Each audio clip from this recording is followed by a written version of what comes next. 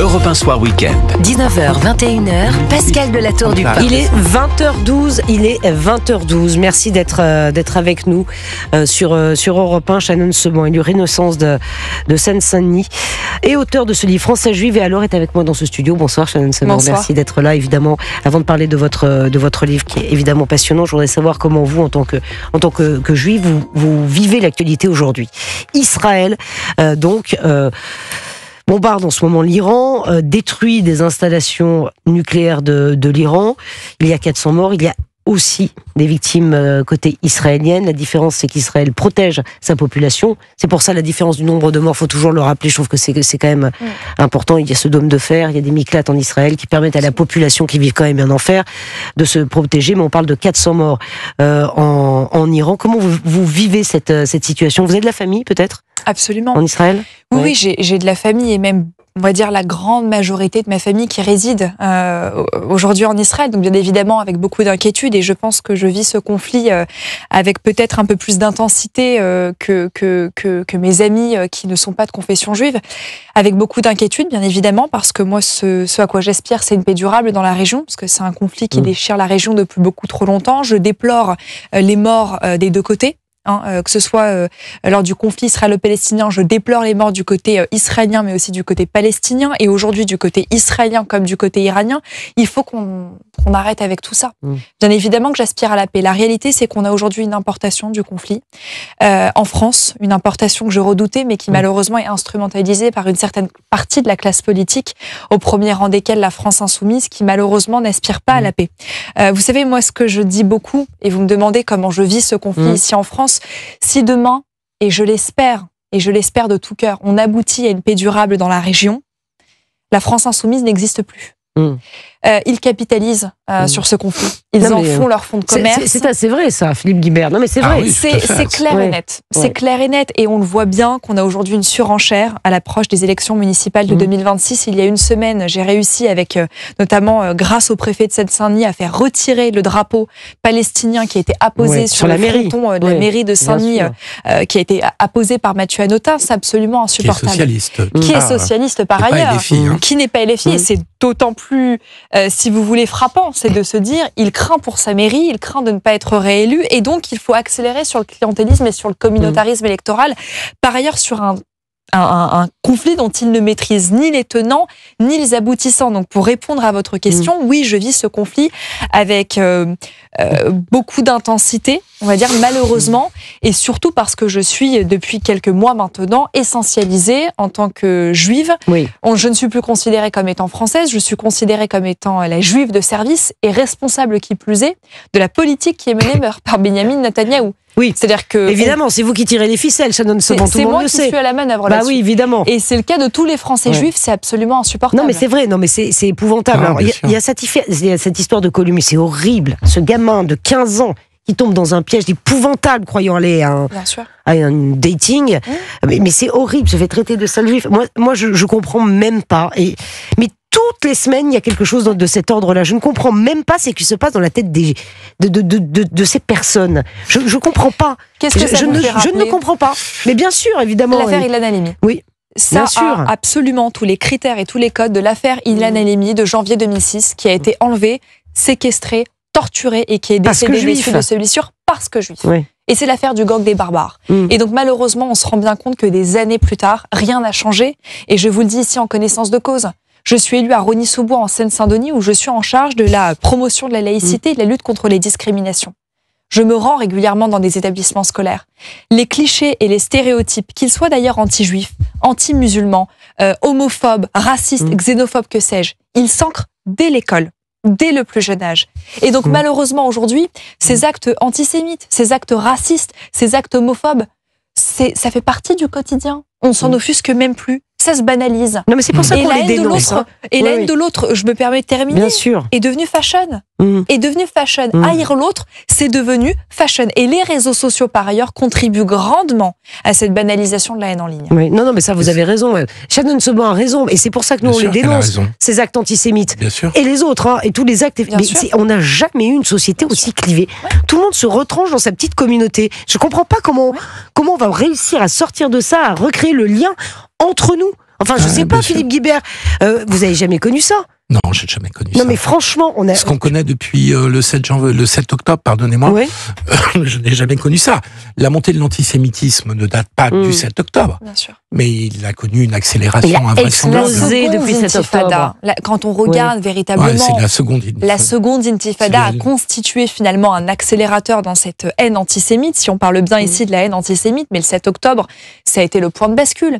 Ça a été le point de bascule. Et encore une fois, je le dis, il y a une responsabilité de la classe politique dans tout ça. Et c'est ce que j'expose dans ce livre, mon premier livre, Française juive et alors, je parle justement d'une société française qui est malade de son identité. Et je crois précisément qu'en République, on n'a pas à choisir entre sa foi, sa religion, ses origines et son appartenance à la nation. C'est précisément la République qui doit être un rempart contre la haine. Mais on voit bien qu'aujourd'hui, dès lors qu'on parle d'identité, on est renvoyé systématiquement à un communautarisme supposé. On cherche à vous essentialiser, la juive, l'arabe, le noir, le français.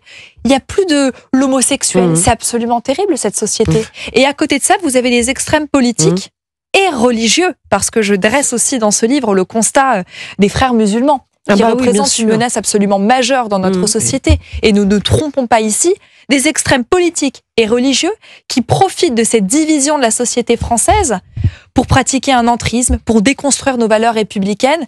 Là, on a encore des Françaises et des Français qui croient en la République, qui croient en ses valeurs, qui croient en la laïcité, et il faut se tenir debout. Je sais que on a un cynisme ambiant, mais on a un devoir, et c'est aussi un message d'espoir que j'ai voulu porter dans ce livre, que de dire qu'il y a encore de l'espoir et de l'avenir si on se rassemble autour de ces valeurs communes. Oui, non, mais bien sûr, tout le monde a envie de se rassembler autour de ces valeurs communes. Philippe Guibert. Mais Shannon, moi je suis complètement d'accord avec votre discours qui me paraît indispensable. Est-ce que vous trouvez, puisque vous êtes macroniste, est-ce que vous trouvez qu'Emmanuel Macron n'a pas raté un certain nombre d'occasions, justement de tenir le discours que vous tenez, de montrer plus de solidarité, notamment lors de la manifestation contre l'antisémitisme? Est-ce que on a eu parfois le sentiment qu'Emmanuel Macron faisait un calcul en disant il faut pas que j'en rajoute vis-à-vis de certains quartiers, de certaines populations, et donc je ne vais pas sur le terrain de la lutte contre l'antisémitisme. On lui a fait cette critique. Qu'est-ce que vous en pensez? Il a raison, Philippe Guibert. Pourquoi Emmanuel Macron n'est pas allé... Enfin, je sais qu'on l'a posé 15 000 fois cette question, mais moi, j'ai jamais eu la bonne réponse. Pourquoi il n'est pas allé à la marche contre l'antisémitisme? Encore une fois, si j'avais la réponse, je vous l'aurais ici donnée. Vous savez, moi, je me revendique, et je n'aurai de cesse que de revendiquer cela.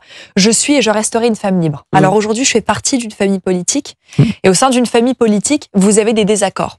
Et c'est même très sain, d'ailleurs.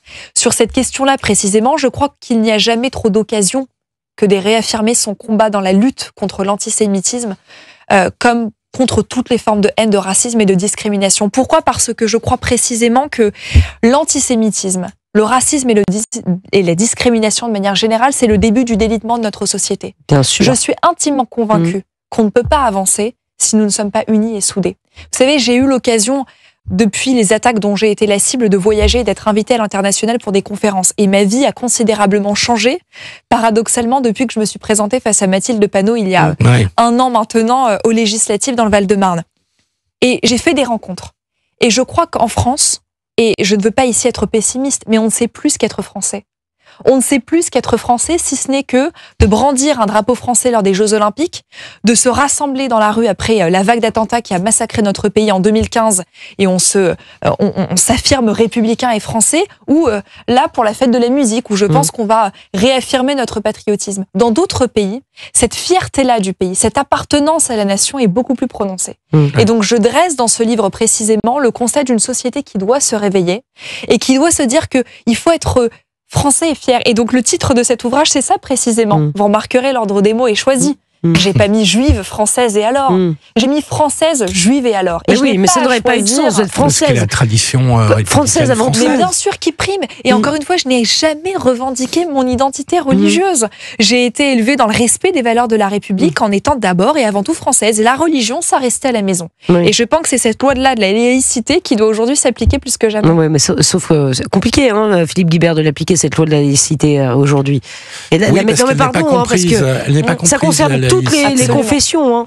Ce que je trouve dramatique, c'est que la laïcité n'est plus comprise parce qu'elle n'a pas été enseignée, parce que on en reste au texte de la loi de 1905 qui est certes évidemment extrêmement important. Mais la laïcité, ce n'est pas qu'un du droit, c'est un état d'esprit. Absolument. Et vous l'avez très bien dit, ça consiste à dire, on peut croire, pratiquer, j'allais dire autant qu'on veut, mais on fait une séparation Bien sûr. entre ce qui est de sa vie sociale, de sa vie publique, de sa vie avec les autres qu'on ne choisit pas, avec ses convictions religieuses. Et on ne mélange pas tout. Et c'est ce qui a permis, dans notre pays, quand même, d'avoir une certaine paix civile. C'est le produit de notre histoire. Et là aussi, je vous taquine un peu, mais je trouve qu'Emmanuel Macron ne porte pas assez ce discours. Alors que je pense qu'il ne doit pas être très loin de penser la même chose. Vous savez, cette année marquera les 120 ans de la loi sur la laïcité. Bah oui. Et je vous le dis ici en connaissance de cause, oui et encore oui, malheureusement, ce concept-là de laïcité, qui est pourtant une des valeurs fondamentales de notre République, est non seulement incompris, mais il est méprisé. Pourquoi ? Parce qu'on ne sait pas ce qu'est la laïcité. Et vous avez notamment, et j'en parle dans ce livre, l'influence des frères musulmans consiste précisément à dire que la laïcité est un obstacle à la pratique de l'islam. Mais c'est précisément le contraire. La laïcité permet à tous, croyants ou non, de pratiquer sa religion en toute liberté et justement, mais en respectant un cadre qui est le cadre de la République. Mais vous avez malheureusement des puissances extérieures qui cherchent à bafouer nos valeurs républicaines et à faire croire que la laïcité... L'Iran, par exemple. Mais l'Iran... Qui finance les frères musulmans ? Mais précisément... Le Qatar. Le Qatar. Mais non, mais Emmanuel Razavi, pardon, était là il y a 2 secondes, effectivement. Non, il n'y a pas que le Qatar qui finance les frères musulmans. Il y a la Turquie aussi. Oui. Mais derrière, l'Iran est derrière. C'est l'Iran qui est derrière. Ouais. Enfin, Philippe Guibert ne jouait pas sur les mots. Non, je crois que c'est surtout, mais je crois que c'est surtout le Qatar. C'était ce qui était indiqué d'ailleurs dans le rapport sur l'islamisme. Sur l'islamisme qui a été dévoilé. Rendu au gouvernement il y a quelques semaines. C'était quand même, c'est une réalité. Et Georges Malbruno, au Figaro, avait écrit un livre très très documenté sur la question. Et je me permets... On reste très modeste par rapport au discours sur ce pays. Je me permets juste de compléter là-dessus parce que moi ça m'inquiète profondément et je n'aurai de cesse que de le dire. On a attendu mai 2025 pour se pencher sur la question des frères musulmans en France et pour élaborer un rapport sur le sujet. Mais je crois qu'on ne mesure pas à quel point les frères musulmans sont aujourd'hui, notamment via les réseaux sociaux, une source majeure de dommages pour notre pays, pour la nouvelle génération et pour nos valeurs républicaines. Ils se servent des réseaux sociaux pour recruter une jeunesse et pour la radicaliser dès le plus jeune âge. Ils cherchent à faire comprendre que le monde occidental est un obstacle à la pratique de l'islam. Regardez, et je n'ai de cesse que de répéter ce discours, les Émirats arabes unis, l'Égypte, la Syrie, l'Arabie saoudite, un bon nombre des pays arabes ont interdit les frères musulmans quand nous, on regarde passivement au nom d'un angélisme suicidaire que tout ça se passe et se déroule en toute tranquillité. Mais parce qu'on n'a pas les moyens, peut-être, non ? Mais on n'a pas exactement le même cadre juridique que les pays que vous avez cités. Eh bien, dans ce cas-là, il faut adopter le cadre juridique. Mais je vous le dis, j'ai été en février 2025 à Abu Dhabi, invitée par le ministère de la Tolérance et de la Coexistence pour une conférence. J'ai parlé à une chercheuse émirati que je cite dans ce livre et qui me disait « Occident, réveillez-vous avant qu'il ne soit trop tard.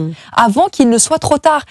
Les frères musulmans aujourd'hui constituent une menace majeure aussi et surtout, et même d'abord et avant tout, pour les musulmans modérés qui, dans notre pays, pratiquent un islam compatible avec les valeurs de la République et qui pâtissent et qui souffrent de l'influence des frères musulmans. C'est ça la réalité. Ne détournons plus le regard. Il faut agir maintenant. Vous les voyez à l'œuvre en Seine-Saint-Denis, puisque vous êtes élu de Seine-Saint-Denis, vous les voyez à l'œuvre? Ah oui, moi je vois l'entrisme dans les associations, je vois l'entrisme dans les établissements scolaires, je vois l'entrisme dans les lieux de culte. Et oui, je crois que la Seine-Saint-Denis aujourd'hui, et les chiffres parlent d'eux-mêmes, sont malheureusement un laboratoire et une terre de jeu absolument formidable pour les frères musulmans, bien évidemment. Compliqué, hein, c'est compliqué, c'est extrêmement compliqué. Je voulais féliciter Shannon pour bien. Parce que je sais qu'elle se mobilise beaucoup pour Boualem Sansal. Vous êtes très active au sein du comité de soutien. Absolument. Et voilà, c'est une occasion d'en parler aussi. On sent beaucoup de nouvelles, sans beaucoup de nouvelles positives du côté de Boualem Sansal et de son emprisonnement. Ce que je peux vous dire, c'est que j'étais d'ailleurs lundi à Montpellier chez Mickaël Delafosse, un socialiste mais qui est républicain et qui est mobilisé aussi pour la libération de Boualem Sansal.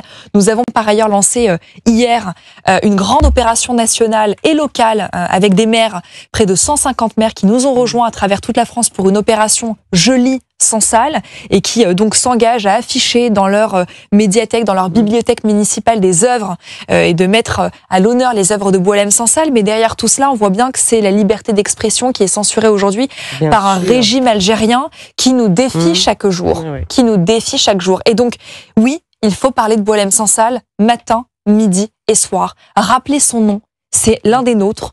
Et il est aujourd'hui emprisonné de façon arbitraire. Ce que je peux vous dire aujourd'hui, c'est qu'au sein de ce comité international de soutien à Boualem Sansal, nous sommes extrêmement combatifs et que Boualem Sansal, de ce que l'on en sait, est aujourd'hui dans cet état d'esprit.